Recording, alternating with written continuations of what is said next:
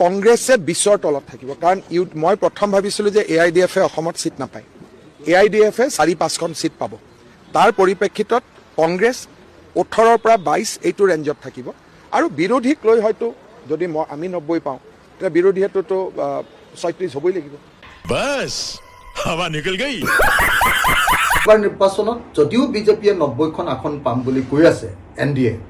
মই ভাবো যে সেই আসন হসাহসিকে তেওঁলোকৰ সেই আসন মোৰ মতে 30ৰ পৰা 40ৰ ভিতৰত আবদ্ধ হৈ যাব 30 to 40 আৰু অপজিশনৰ আসন 70ৰ পৰা 80ৰ ওপৰলৈ উঠি যাব এটো 90 হলেও কোনো সন্দেহ কৰিবলগীয়া নাই চিপাঝাৰত বিজেপি নিজিকে মঙ্গলদৈত বিজেপি নিজিকে अच्छा ৰঙিয়াত বিজেপি নিজিকে কমলপুৰত বিজেপি নিজিকে ডিব্ৰুগড়ত নিজিকে যোৰহাটত নিজিকে নগাঁৱত নিজিকে अरे कहना क्या चाहते हो মামাৰ চৰকাৰ হ'ব পাৰিব নেকি